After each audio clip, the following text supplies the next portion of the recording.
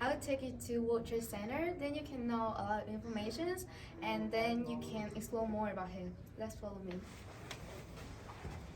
So on October, we went to the World Trade Center and we learned about a lot of interesting facts about global trade and globalization overall. I'm glad that I could help you today to talk a little bit about what we do. So this slide will show you that the St. Louis Economic Development Partnership is our parent organization. And that is the regional economic development agency for the city of St. Louis and the county of St. Louis. So by now you probably understand that the city of St. Louis has its own government, and the county, where all of the suburbs are, where you all are situated, 80 or whatever, however many different municipalities, and then there's the county executive that oversees all of those. So that is who we ultimately report to, and the World Trade Center is one of the initiatives of the Economic Development Center, as well as the St. Louis Mosaic Project. The Mosaic Project is part of the World Trade Center. And today I'm going to focus on the World Trade Center, but I actually work with the St. Louis Mosaic Project, which is specifically geared toward attracting and retaining international people. So people like you who come here to study, we want you to stay in St. Louis and work for a U.S. company. So we are all about attracting business and attracting people to grow the economy. The World Trade Center, the executive director of the World Trade Center is a gentleman named Tim Nowak. For successful international economic development, it takes trade, investment, and people.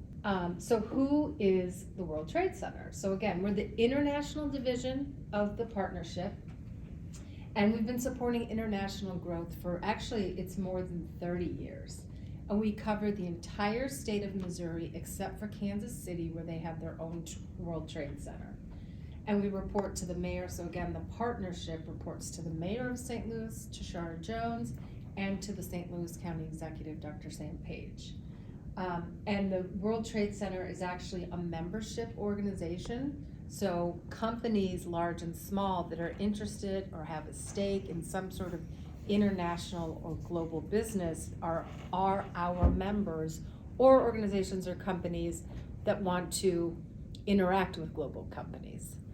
You don't have to be a member of the World Trade Center to receive our services, but that is how we function. And the World Trade Center is actually a nonprofit. So there are more than 300 World Trade Centers globally. The first one is the one that most people know about, which is the World Trade Center in New York.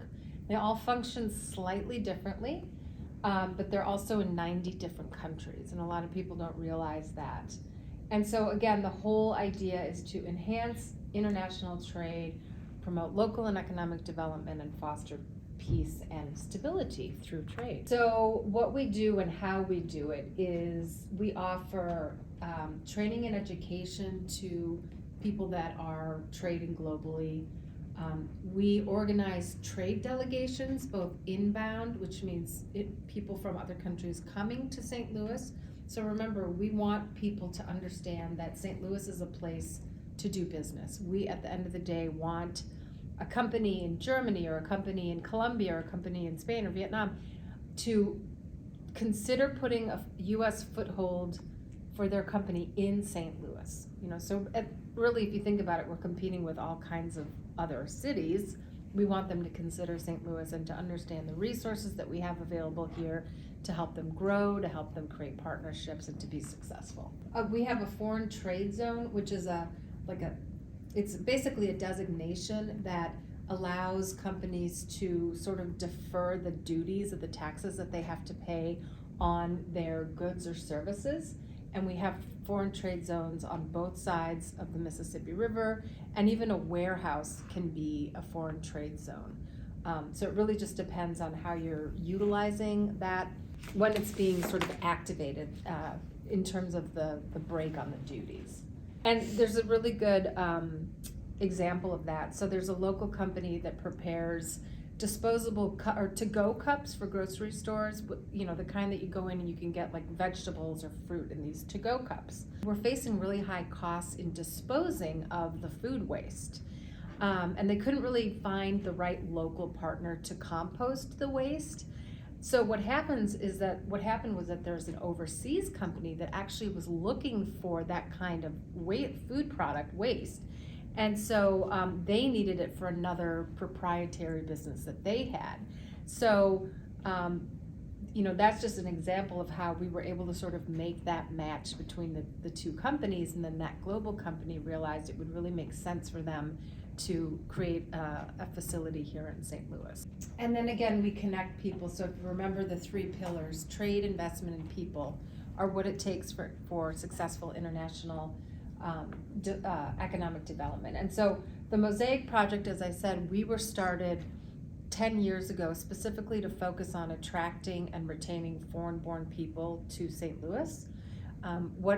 The reason we were established was that there were a lot of concerned citizens that saw that St. Louis, a long time ago, we were ranked number 10 in the economy, and now we're below 21.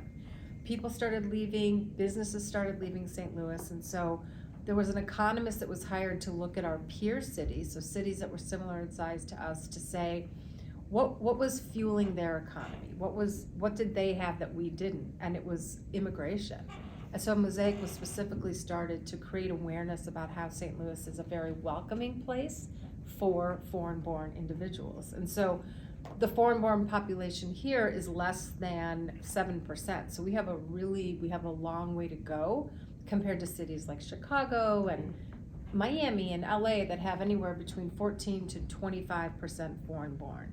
And so our goal is to really highlight success stories of foreign-born people, work with our international students to try to help them find ways to be hired by U.S. companies. We work with immigrant entrepreneurs, and then we also support the refugees that are coming into St. Louis through the International Institute, which is a resettlement agency. So, and then the World Trade Center also has a Sister Cities program. So we have sister cities around the world, and that includes Rosario in Argentina, I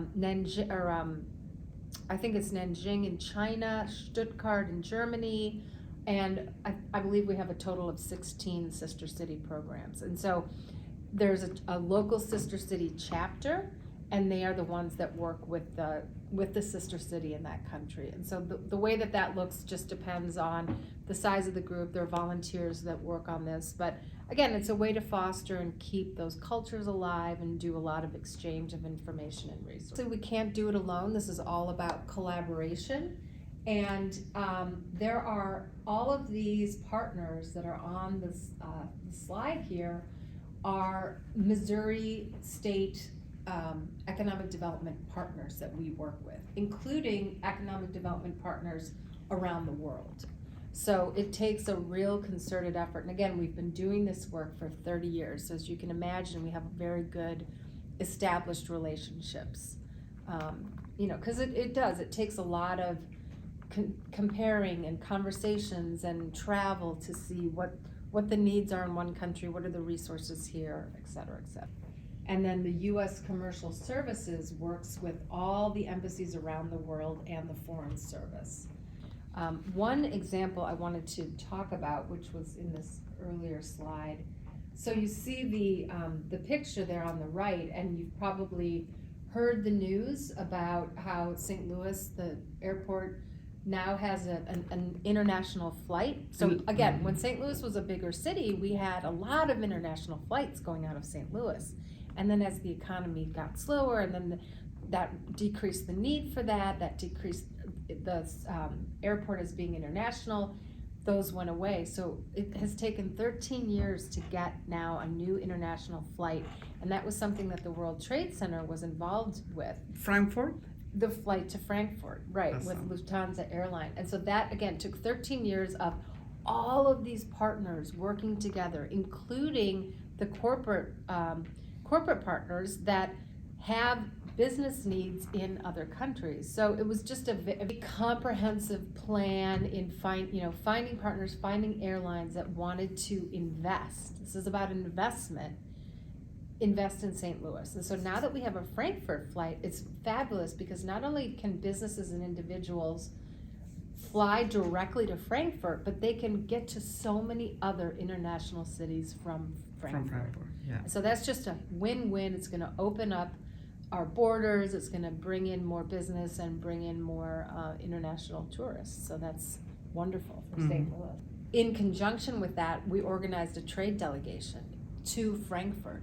So companies, individuals, organizations sent 1 or 2 representatives to go on this inaugural flight to Frankfurt. And while they were there, they met with businesses and they met with nonprofits and they met with all kinds of elected officials. So it was a true exchange of information, and then the people in Frankfurt get to know us, and then ultimately we hope what that creates is an opportunity for international trade. In fact, last night I was at a dinner with, so one of our partners is the Danforth Plant Science Center, which is adjacent to Bayer. I don't know how much you all get out of, get around St. Louis, but Bayer is a huge agricultural, actually I guess they're considered a pharmaceutical company.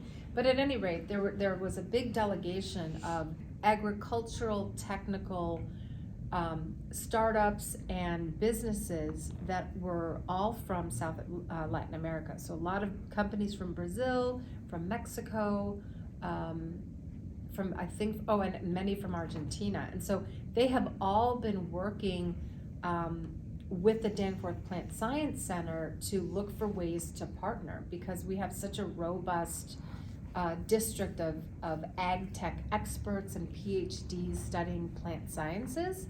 And so that again is a way for companies in other countries to come and want to establish their operations here. So there's a lot going on internationally. It's very exciting. So one of the other things that the World Trade Center is doing is trying to help small businesses here, small to mid-sized businesses here, and a lot of them they're trying to focus on women-owned, to realize that they could potentially export their products or services to other countries, because 95% of the world's consumers are outside of the US, which a lot of people don't realize that statistic. And so, with exports, I mean, you can see the revenue numbers and how many exporting companies exist. And again, the majority are classified as small to medium-sized enterprises. Many, many, many jobs. So this is just one example of how a small business could become an accidental exporter. So let's say that this business provides therapeutic products. They get an email from a doctor in Senegal saying, "Oh, I'm interested in purchasing your products." So here's a small business that has never done any business internationally, and they don't know if it's a scam or what, because scams are quite prevalent these days. So the way that the World Trade Center works is that they can, working with all of their international partners around the world, they can verify the validity of that request. So is that a valid company? They can help them identify, so if the business here says, okay, this is legitimate, yes, I want to ship my products. But again, I've never done it before, so how do I do that? That can seem very overwhelming. So the World Trade Center can help identify who can help you ship globally, who are the partners for that, and then with all the documentation that's required to do that kind of international work. And again, all those services are free of charge.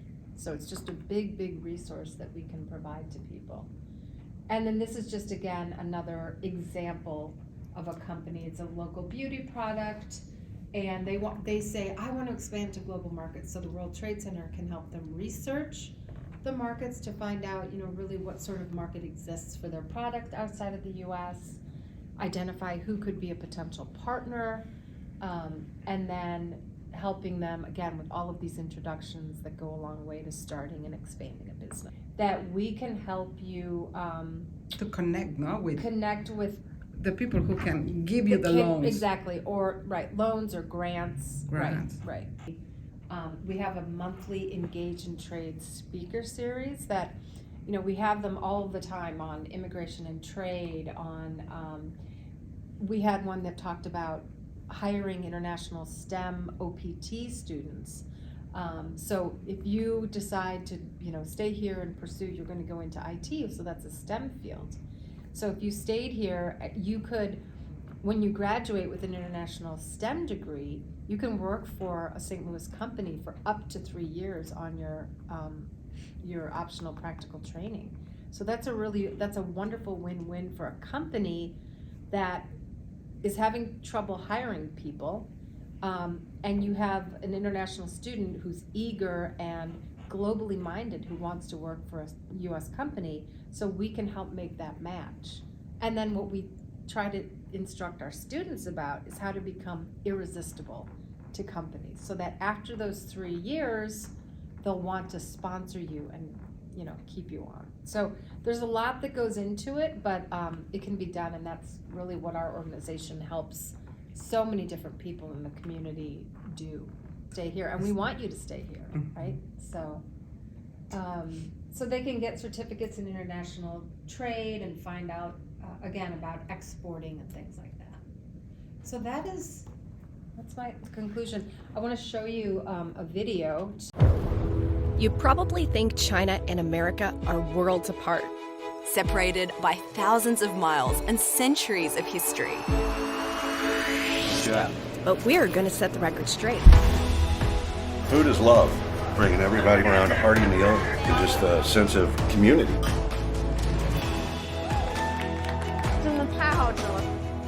This is Sister Cities. The World Trade Center is a not-for-profit that has free classes. You should be there. We should go! Thank you, Susan.